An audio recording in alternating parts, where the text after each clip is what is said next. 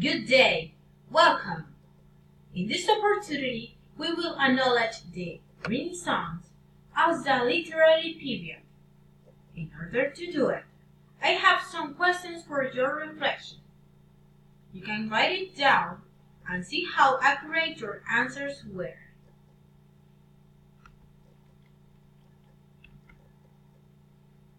So, what previous ideas do you have about the Renaissance and its literature? What do you think when you see this painting?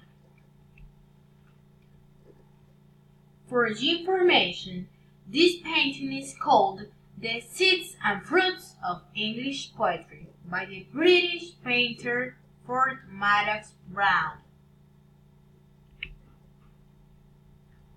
Before we talk about the Renaissance, it is important to talk a little bit about the historical context that shaped that language and literature at the time. As you can see, London didn't become the capital until the year 1110.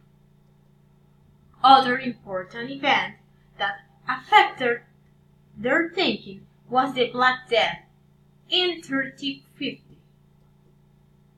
But as a language, English went through a long process to become the official language used in every aspect of life. For example, in 1362, people on the Parliament started to use it. 20 years later, English replaced the Latin as the language used in education, in schools.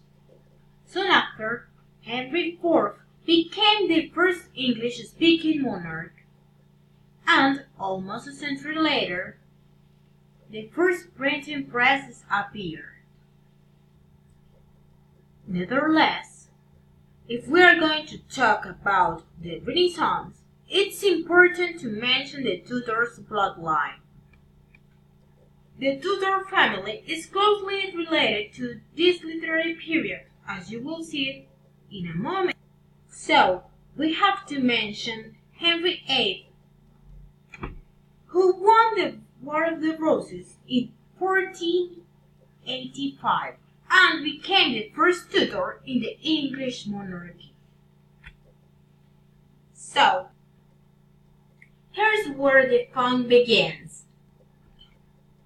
Recently, critics and literary historians have begun to call this the early modern period, but we will use the term Renaissance. Renaissance, as an English period, starts in the 16th century and it ends in the 1660s. This period is often subdivided into 4 parts, including the Elizabethan period or age, the Jacobean age, the Caroline age, and the Commonwealth period. The tricky part is that there is a lack of consensus in the starting date. Therefore, some authors say it starts in the 1500s, and others think that actually it starts in the 1558. Between these 2 dates, some important events happened. For example, Henry VIII succeeded his father in the throne.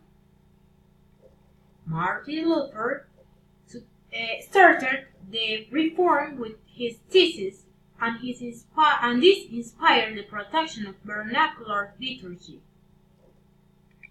The New Testament was translated by Tyndale. Henry VIII, in order to divorce Catherine of Aragon, started the reform in England, and as a result, he became the head of the Church of England.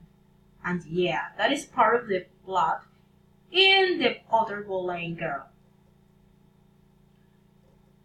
The English Bible, the Great Bible, was published, and finally, we have the reign of Edward VI and Mary I.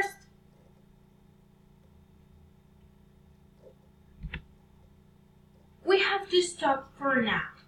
In the next videos, we will get more into each period and its literature. With this series of videos, you will see the relevance of Renaissance in literature history. Also, you will learn how context influenced the literary works and their authors. So, here we go again with some questions. Which literary works do you know from Renaissance? Is there any author that you expect to see? You can leave your answers as a comment. Also, in order to digest all this information, I suggest you to watch the videos a couple of times and write down the most important aspects for you. Try to discuss with your classmates about it. If you have any doubt or you want more information, you can send an email. I shall see you anon.